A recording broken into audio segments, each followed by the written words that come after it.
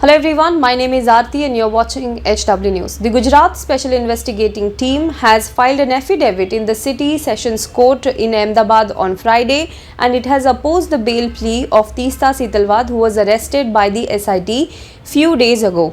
The Gujarat Police's SIT's affidavit claims that she was a part of larger conspiracy that was trying to destabilize and dismiss the state government at that point of time, which was led by the then Chief Minister of Gujarat, Narendra Modi, at the behest of Ahmed Patel, who was then a political advisor to the President of Indian National Congress, Sonia Gandhi. The affidavit states that she used any means possible, by hook or crook. There was a conspiracy to destabilize the government in the state and also malign the image of the state of Gujarat. Furthermore, the affidavit claims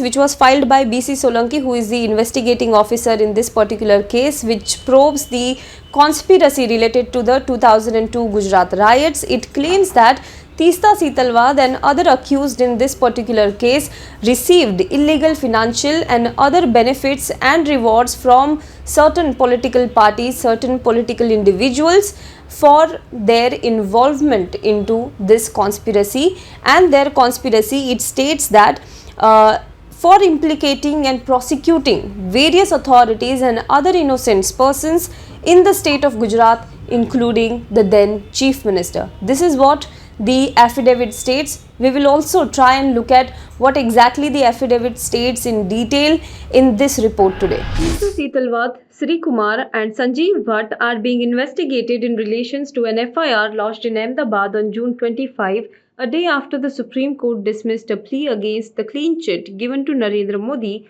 who was then Gujarat's Chief Minister, and other in cases related to 2002 riots.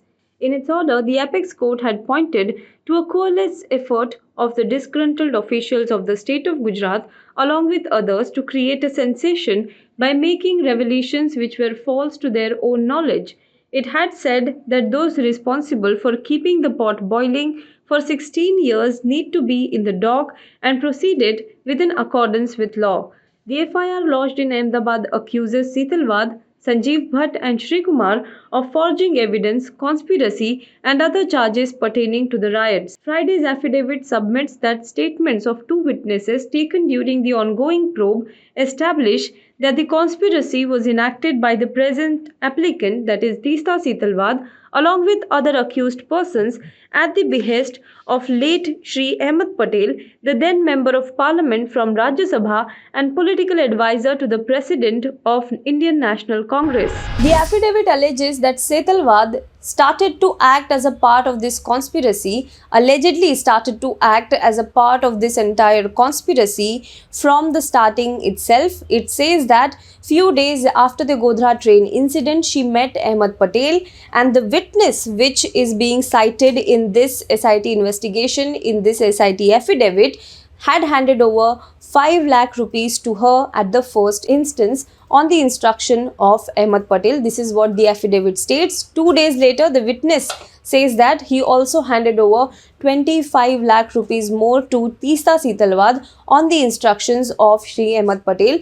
This is what the affidavit claims. The affidavit claims that the money given to the applicant, that is Setalvad, was not part of any relief-related corpus, as all the relief material in the form of food material and other essential commodities was provided across Gujarat by one Gujarat Relief Committee. The presence of several political leaders at Shahi Bagh Circuit House during this period of meeting, including that of Shri Ahmed Patel, is corroborated by material collecting in the investigation.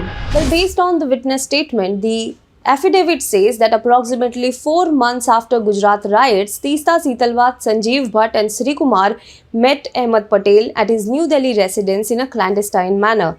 It further says that Kutubuddin Ansari, one of the riot victims, was approached by Teesta Setalvad's NGO, a person working with Teesta Setalvad's NGO, and he was paraded on various occasions in front of various media news channels, and his photos and his videos were used to gain funding for the NGO and also for the political campaign to malign the image of Gujarat. This is what it says. It notes that Ansari's photos and interviews were allegedly used by Setalvad not only to collect huge funds in their names but also for political campaigning to malign the image of Gujarat. This is exact words in which it is being described in the affidavit. The affidavit also cites email transaction that purportedly points that Sanjeev Bhatt was in constant touch with senior Congress leader from Gujarat. It also pointed that Sanjeev Bhatt was in constant touch and he was holding personal meeting with senior Congress leaders as well. Furthermore, the affidavit states that Teesta Setalvad was allegedly tutoring Sanjeev Bhatt before his deposition in front of the Nanavati Commission